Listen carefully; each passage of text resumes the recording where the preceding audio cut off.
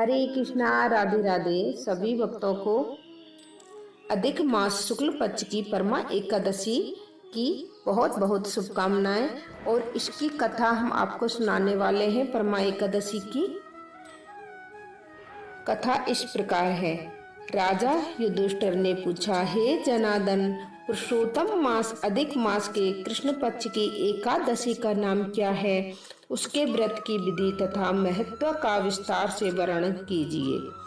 श्री कृष्ण बोले, हे राजन, इस एकादशी का नाम परमा है। यह मनुष्य को मोक्ष, भोग तथा आनंद देने वाली पवित्र व पाप नाशक है। इस व्रत की विधि भी शुक्ल पक्ष की एकादशी के समान है। इस एकादशी में भक्ति पूर्वक नरोत्तम भगवान का धूप, दीप, नैवेद्य, पुष्प आदि से पूजन करना चाहिए।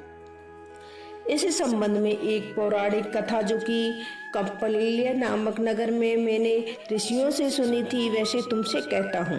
कथा इस प्रकार है।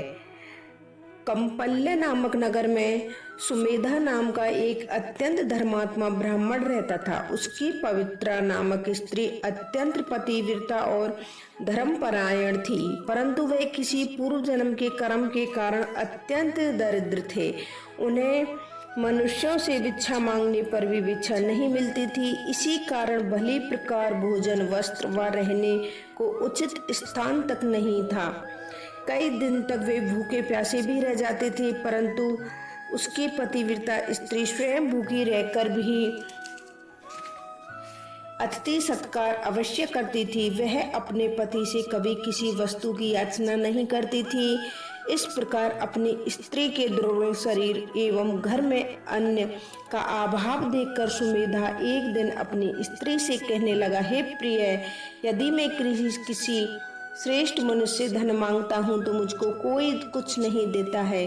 मैं क्या करूँ, कहाँ जाऊँ? धन के बिना घर का कार्य सिद्ध नहीं होते हैं, अतः मुझको परदेश जाने की आज्ञा दो। पति के दुखपूर्ण वचन सुनकर वह सुंदर नेत्रों वाली स्त्री नेत्रों में आंसू भरकर तथा दोनों हाथ जोड़कर बड़े विनीत भाव से अपने पति से आज्ञा मांगकर कहने लगी, हे स्वामी, संसार में मनुष्य को जो कुछ मिलता है वह पूर्व जन्म का दिया हुआ ही मिलता है। बिना दिए चाहे स्वर्ण के सुमेरु पर्वत पर चला जाए, वहां भी कुछ नहीं मिलेगा। अपने पूर्व जन्मों में मनुष्य विद्या, धन या भूमि जो कुछ भी दान देता है वह इस जन्म में पृथ्वी पर मिलता है। ब्रह्मा ने जो कुछ भी भाग्य में लिखा है वह किसी जगह भी मिल सकता है। मैं आपके बिना क्षण मात्र भी नहीं रह सकूंगी।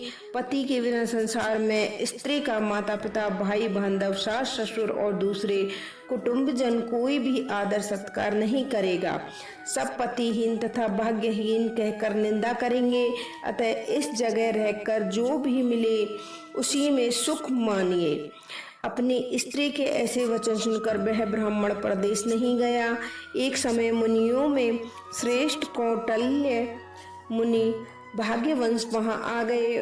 उनको देखकर सुमेधा अत्यंत प्रसन्न हुआ और अपनी स्त्री सहित शीघ्रता से बड़ी नम्रता के साथ बारंबार उनको नमस्कार किया और कहने लगा, हमारे बड़े भाग्य जो आपके दर्शन हुए।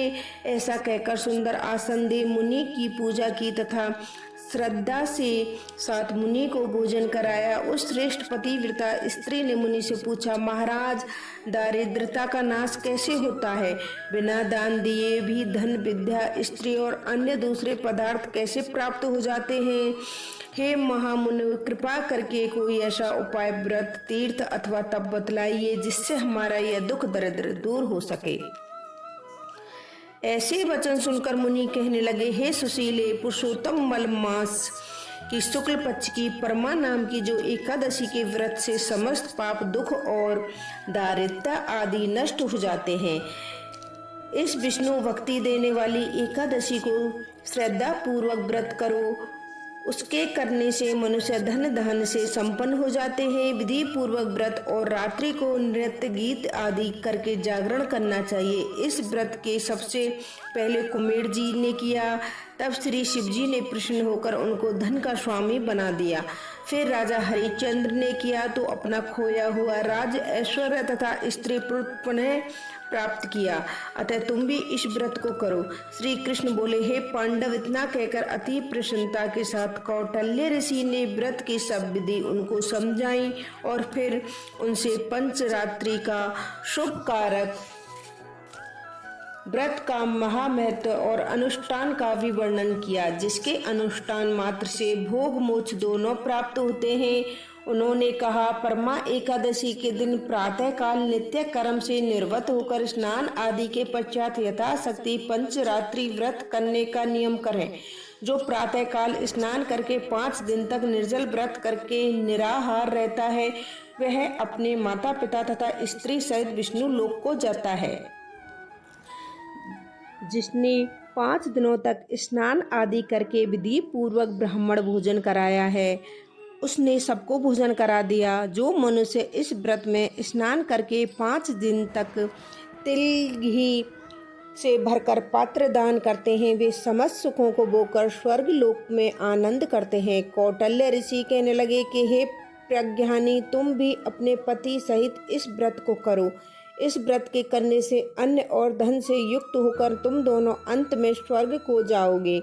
उस ब्राह्मण ने कौटिल्य ऋषि की बताई हुई विधि के अनुसार 5 दिन तक परमा एकादशी का व्रत किया तथा 5 रात्रि के समाप्त होने पर भजन कीर्तन तथा रात्रि जागरण भी किया। व्रत के पूर्ण होते ही उस स्त्री ने एक राजकुमार को वहां आते हुए देखा।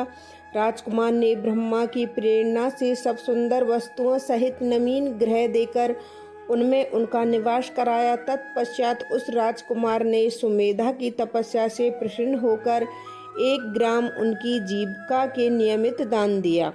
मल मास की शुक्ल पक्ष की परमा एकादशी का आदर सहित व्रत करने से वे समस्त पापों से मुक्त होकर इस लोक में अत्यंत सुख भोगकर अंत में विष्णु लोक को गए। जो मनुष्य मानव देह प्राप्त करके भी भगवान विष्णु को प्रिय अधिक लौंद मास में एकादशी का व्रत नहीं करते हैं, वे 84 लाख योनियों में भटकते हुए दुख पाते हैं। मनुष्य देह अत्यंत दुर्लभ बड़े पुण्य प्रताप से मिलती है। भगवान श्री कृष्ण बोले, जो कोई मनुष्य मल मास की शुक्ल पक्ष की एकादशी को विधि पूर्वक और श्रद्धा से पंचरात्रि व्रत और परमा एकादशी का व्रत करेगा, वह इंद्र के समान भोगों को भोग कर अंत में तीनों लोकों में बंदित होकर विष्णु लोक को प्राप्त होगा।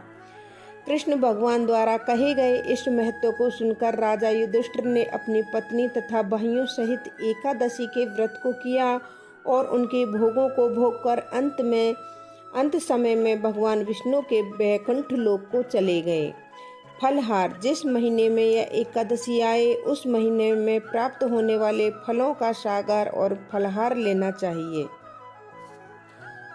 राधे राधे।